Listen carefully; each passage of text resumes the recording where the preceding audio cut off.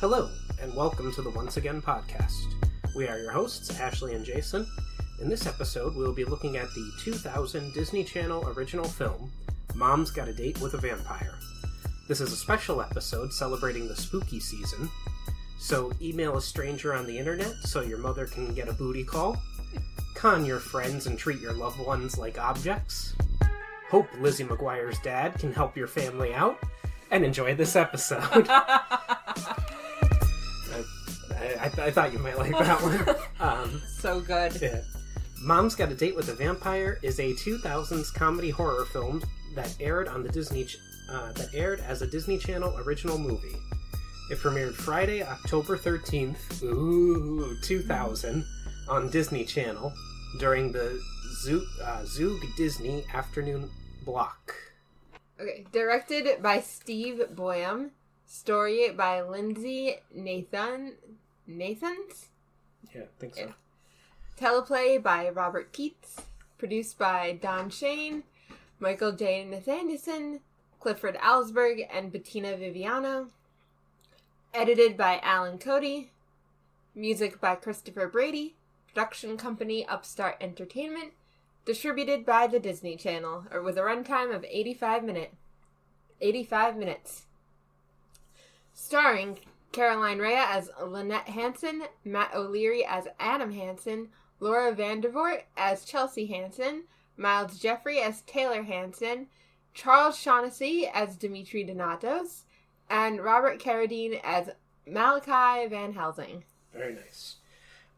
So yeah, we start off... Well, anything you want to talk about before we start off with our little plot summary that we're going to be discussing? Or I have the thing here, but I'm just going to, do it from memory like we've been doing. And, yeah. Well, I just watched this. I watched this while I was at work tonight, guys. Oh, boo. I had nothing to do. Well, we start off with actually a fake movie. Like, we start off watching a movie within a movie.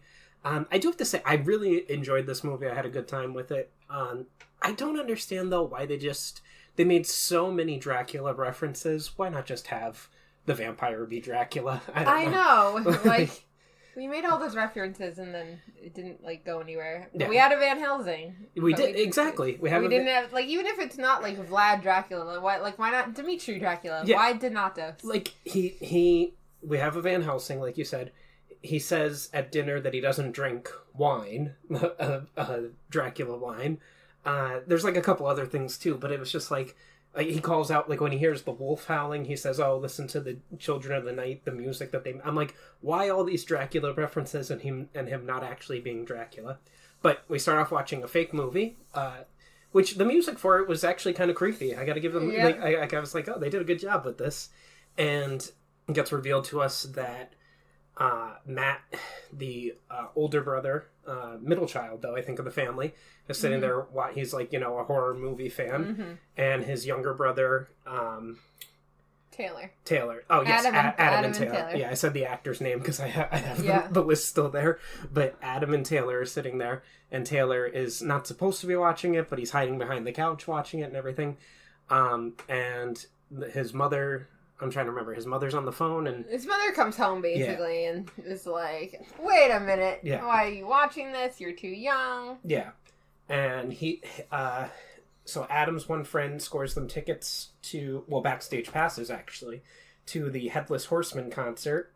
This band. I want to go see the Headless Horseman. I think it's funny that all of Adam's T-shirts are Headless Horseman T-shirts, and they're just in different colors. Like the scene where he's picking out what to wear, it's all just Headless Horseman T-shirts. And so anyway, but he gets it. I'm trying to remember what he got in trouble for, because I think it was because he wrote about vampires, right? Oh, that's right. He was in school and he was supposed to do a presentation of someone he admires, and he ends up just reading an article from one of those gossip magazines about vampires. Yeah, about Malachi Van Helsing and how great he is and everything like that. And he gets in trouble over that, and he gets grounded, so he can't go to the Headless Horseman concert. And his sister, Chelsea, laughs at him for being grounded, so she gets grounded too. And now she can't go on her date with Peter, who she's been talking... Peter calls every 2 minutes the entire film, and it's so funny. Yeah, it is. It was very early, like, these are pre-smartphones, but Chelsea's already, like, obsessed with her cell phone, Yes. kind of. Like, well, we were talking that, like, this is very, like, 90s feeling. All the actors and actresses are they're 90s stars. But people you'd recognize very easily. Yeah, so Adam comes up with a plan so that he can go out to the concert and Chelsea can go on her date. And it's to set their mom up on a date because their dad's getting remarried. Their parents are divorced. We never meet the father. But the dad's getting remarried and the mom's the last one to find out about it. And she hasn't dated since the divorce, so they decide to set her up on a date.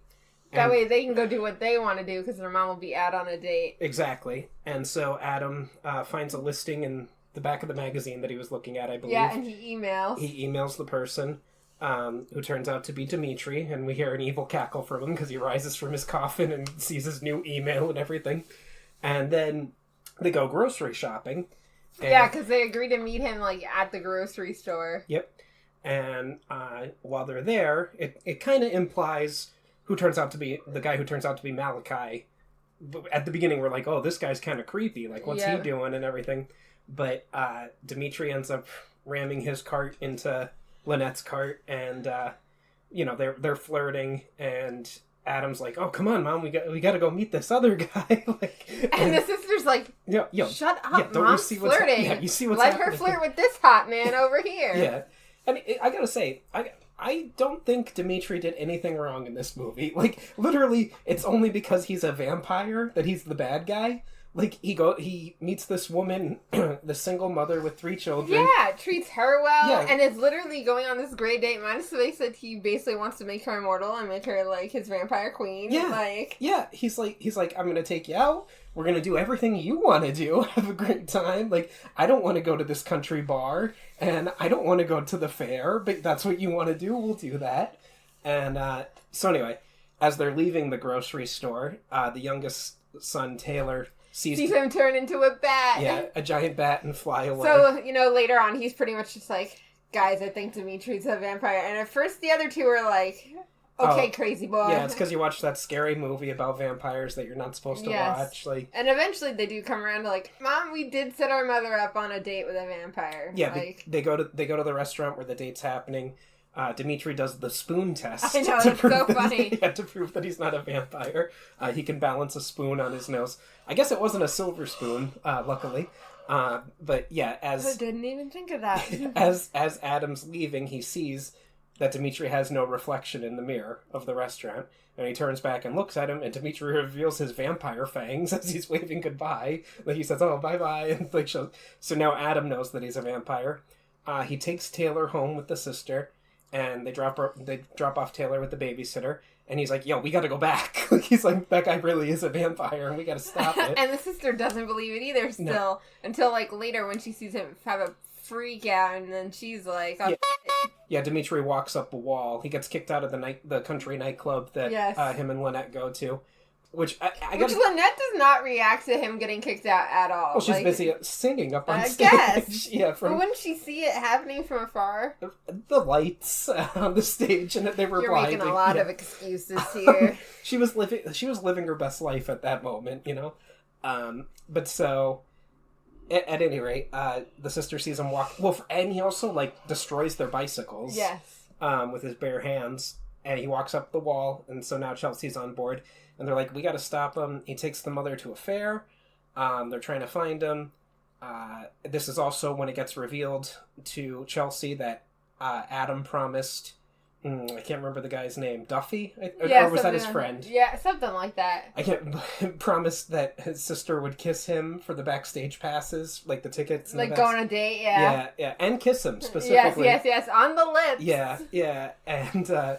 That's why I have the note about treating the people that you love like objects in my opening thing there. Because both the mother and the sister, and Adam's like, "No, I've changed. I won't do that." And she's like, "That was this afternoon." Jason, would you sell your sister out for backstage passes to the Headless Horseman? No, not the Headless Horseman. Maybe Powerline. If it was a Powerline concert, I might do it then.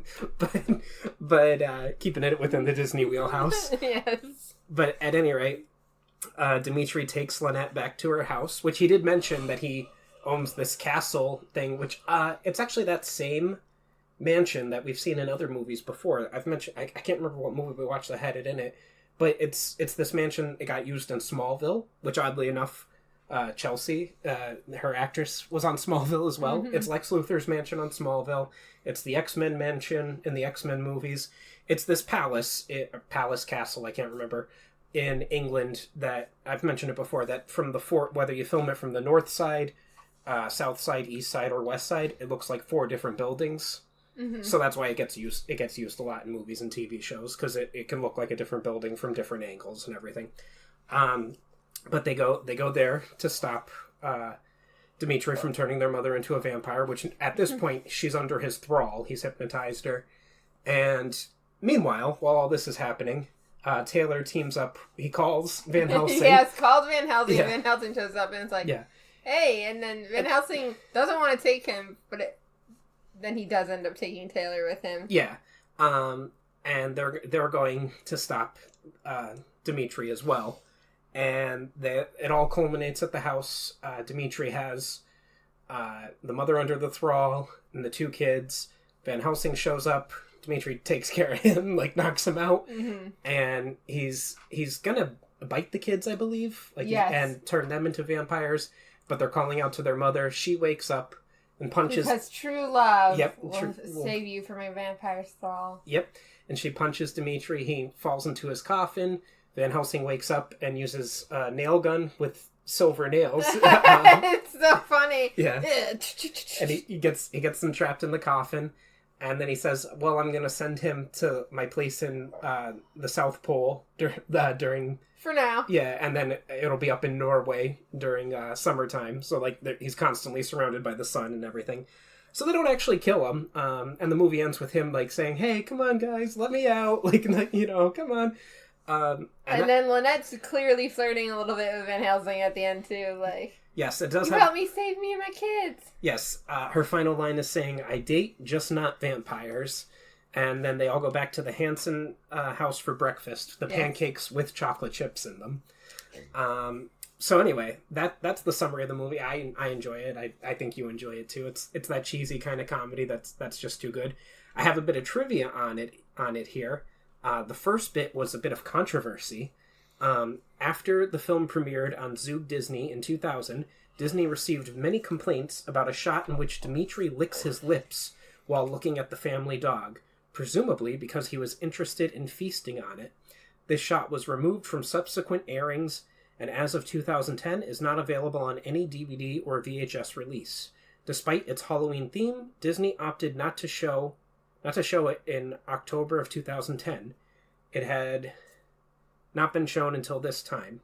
So, yeah, it was just a scene. I actually remember it from, when the movie aired. Because it was in the trailer, too, for this movie, that he licks his lips, when he sees the dog, he's gonna eat it and everything. But that's, I get it, but also, I don't know, that's, the least not offensive thing. Yeah, I don't know. But, Dimitri doesn't do anything bad in this movie. Yes, he wants to turn the mother into a vampire, but, listen, I stay up all night anyway. If someone came along and was I'm going to give you superhuman powers, and all you have to do is become a vampire, sure, go ahead, suck my blood. I'm good. Let's do this. Which, he's... Calling all vampires, come to Jason's house. Yeah. And then we have a little bit more trivia here, that Caroline Rhea and Charles Shaughnessy, who play Lynette and Dimitri, date in a season 5 episode of Sabrina the Teenage Witch. Dimitri and Lynette go to a restaurant called Renfield's. Which, I did love this. Yeah. As a Dracula lover, I was like, ah. Yeah, again, another Dracula reference. When they follow their mother to the restaurant downtown, the children walk under a movie theater marquee. One of the 2 movies listed is The Lost Boys, the plot of which has a mother of 2 children dating a vampire. And there are similar scenes in The Lost Boys and this movie in which they try to trick the vampire into revealing himself at dinner. And then my final piece of trivia here is the rockabilly band in the club is the Crown Royals. Or the Royal Crowns, excuse me. Wow. The Crown Royals is now a drink. The Crown Royale. Yeah. But that's all I have for the trivia. Do you want to say anything else, or should we just go into our overall scores? I think we should go. We can just go into it. Okay. Let's go. And I wrote down, so I don't know if it was the nostalgia or if I just had low expectations for this movie, but I really enjoyed it. Is it cheesy and has some cheap special effects? Sure.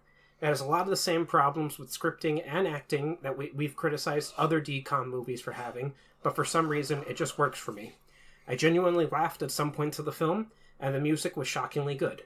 The opening movie that Adam and Taylor were watching actually felt a little creepy, especially for something on the Disney Channel at this time. If I'm nitpicking, I have to ask why all the Dracula references without just actually making it Dracula. The character is in the public domain, so what's the holdup? All in all, I'm giving Mom's Got a Date with a Vampire a solid 8 out of 10. That's something the whole family can watch and enjoy during the Halloween season.